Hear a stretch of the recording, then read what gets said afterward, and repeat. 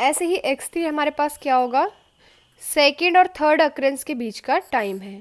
तो xn क्या है, n-1th इवेंट और nth इवेंट के बीच का टाइम, इंटर अराइवल टाइम है। तो इनका जब हम सम कर देंगे तो उसको हमने क्या कहा है, Sn। और Sn है क्या, waiting time for the nth event to occur. क्योंकि जब आप सबको जोड़ रहे हो तो आप टाइम बता रहे हो ना कि शुरुआत से लेके nth इवेंट होने तक कितना टाइम लगा, तो वेट कर रहे हैं हम उस टाइम का, तो वेटिंग टाइम है। फ्रॉम इंडिपेंडेंस ऑफ एक्साइज, क्योंकि ये जो x1 x2 x3 ये कैसे हैं, एक दूसरे से इंडिपेंडेंट है। And being identically distributed as exponential lambda, ये हम पहले बता चुके हैं पहले के लेक्चर्स में। It follows that Sn is gamma n lambda.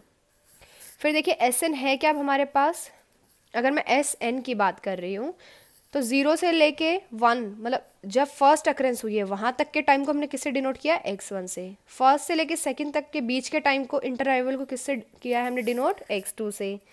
Second से थर्ड के बीच का जो टाइम था उसको किया है x3 से।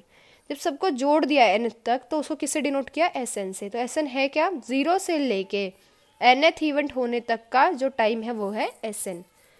तो जो प्रोबेबिलिटी जनरेटिंग फंक्शन है, सॉरी PDF है, probability distribution function for Fsn। f क्या था हमारे पास, लास्ट वीडियो में अगर याद हो तो कैपिटल F का जब डेरिवेटिव किया था उसको कहा था हमने।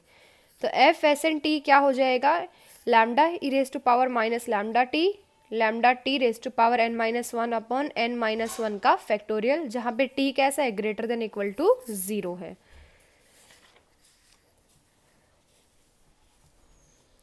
और जो MGF फंक्शन होगा Sn का वो ये रहेगा। अब further properties of the Poisson distribution आ जाएगी। पॉइजन प्रोसेस होता क्या था, ये था हमारे पास, ये क्या था हमारे पास, जितने इवेंट अक्कर हुए हैं in time t, then there can be 2 sub processes. अब 2 सब प्रोसेसेस हो सकते हैं। वो सब प्रोसेसेस देखिए ऐसे बताए हैं इसने, एक n1t एक n2t, ये टाइप 1 टाइप 2।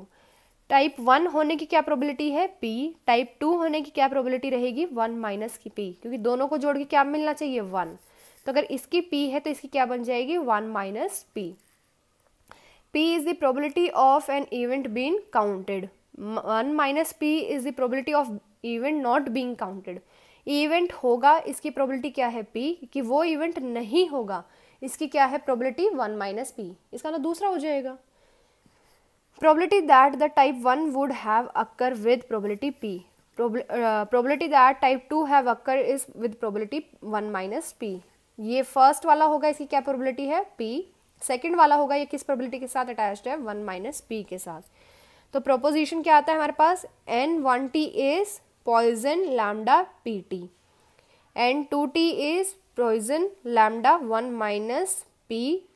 ये भी आपको मैंने एक लास्ट वीडियो में बताया था कि ये t और ये 1 माइनस p कैसे आते हैं, मतलब वहाँ पे मैंने आपको t करके बताए थे, तो आप एक बार उनको देख लें।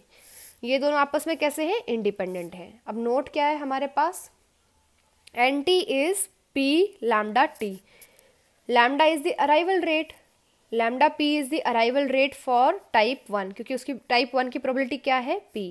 1 माइनस p किसकी थी, टाइप 2 की, तो इसलिए ये लिख दिया है। अब एग्जाम्पल दिया इन्होंने,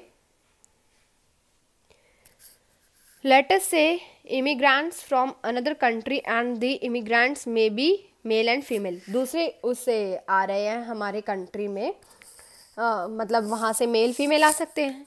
therefore the total process of immigrants coming from another country may be a poison process, कि जब वो दूसरे कंट्री से हमारे कंट्री में आ रहे हैं तो उस प्रोसेस को हमने क्या कहा है, पॉइजन प्रोसेस।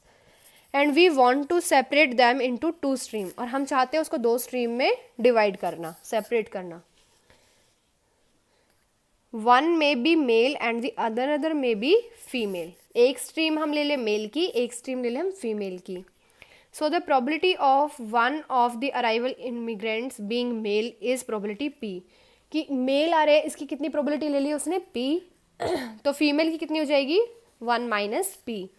तो प्रोपोजिशन क्या कहता है, nt कि n1t प्लस n2t, ये टोटल जोड़ेंगे क्योंकि एक मेल की है दूसरी फीमेल की है, दोनों को जोड़ के टोटल प्रोसेस हुआ है ना। तो इसके लिए क्या है, पॉइजन p लैम्डा है, इसकी प्रोबेबिलिटी p है, इसकी प्रोबेबिलिटी 1 माइनस p है। ये टाइप 1 है, ये टाइप 2 है। n1t है क्या, poison lambda P and 2t क्या है, पॉइजन लैम्डा 1 माइनस पी, जहाँ पे ये लैम्डा क्या है हमारा, ये मतलब ये क्या है अंदर जो लिखा हुआ है पैरामीटर है। तो ये क्या थी हमारी फर्दर प्रॉपर्टीज़ थी पॉइजन की। बाकी आप इसको रिवाइज करें, पढ़ के देखें, कोई डाउट आता है तो आप मुझे बताएं। इसी के साथ आपकी सेकंड यूनिट यहाँ पे कंप्लीट होती है। अब हम स्टार्ट करेंगे आपकी बाकी बची हुई यूनिट।